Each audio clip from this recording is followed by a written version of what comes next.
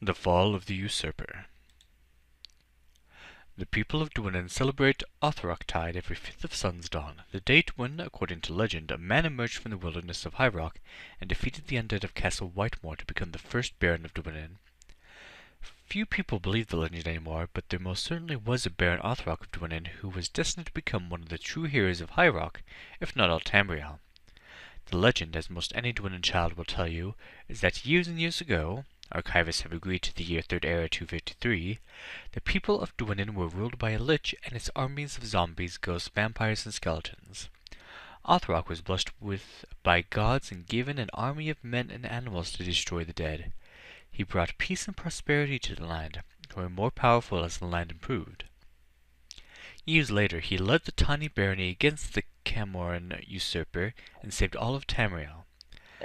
How much credit the Baron ought to have received for the defeat of the Camoran Usurper has been debated, but it is an uncontestable fact that in the year 3rd Era 267, the Camoran Usurper's relentless move north through High Rock was halted around the area of contemporary Dwynwen. Dwynwen is actually larger than it was in the first Baron's day. It did not, in fact, have a seaport. But the Battle of Fireways was a coastal battle. The fact that the battle probably did not occur in Dwynwen does not in itself belittle the Baron's participation in it. The Camoran Usurper had conquered Hammerfell and Valenwood by means of a large army, which by legend consisted entirely of undead and Daedra, but was mostly composed of Redguards and Wood Elves. In all probability, the Usurper summoned the Daedra and undead in Arenthia, and slowly replaced the original summoned creatures with the armies of his conquered territories. Most armies of Valenwood have been historically mercenary. Word of the Usurper's conquest reached High Rock in early 266, but preparations to repel the invasion did not begin until early the following year. Historians attribute two factors to High Rock's hesitancy. The primary powers of the Bay were ruled by particularly inept monarchs. Wayrest and Sentinel both had kings in their minority, and Daggerfall was torn by contention between Helena and her cousin Jelaith. The Lord of Reich-Gradekeep, now Anticleer, was deathly ill through 266 and finally died at the end of the year. There were, in short, no leaders to unite the province against the Usurper.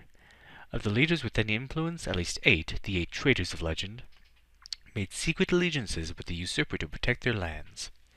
The secondary reason for the lethargy of High Rock had to do with the depth of relations between the province and the Septim Empire. For the first time since the beginning of the dynasty, the Emperor ruled Tamriel, who was neither Breton nor had spent any of his childhood in High Rock. The difference between Sepphoris II and his cousin Uriel IV, who preceded him, was appalling to the people of High Rock. Even mad emperors like Pelagius III revered the Bretons over all other races, and cousins and younger siblings of the emperors have ruled in High Rock since the foundation of the empire. Sepphoris was a Nord, with Skyrim and Morrowind sympathies. The attitude of the common men of High Rock was sympathetic toward the Camoran Usurper, as an arch-foe of this hated emperor. The Baron and his less legendary allies, the rulers of Ucalan, Phrygia, and Cambria, changed this favorable perception. News of the Usurper's barbaric treatment of captives and abuse of conquered lands, mostly true, spread rapidly through their territories and then to other neutral lands. Within a few months, the greatest navy ever combined along the High Rock edge of the Iliac Bay. Only the navy of Uriel V's ill-fated invasion of Akavir was comparable. How the combined forces of High Rock defeated the endless army of the Camoran Usurper is certainly worthy of a lengthy book in itself, and perhaps it is best left to the public imagination. Certainly the weather worked against the Usurper, which is reason in itself to attribute divine intervention.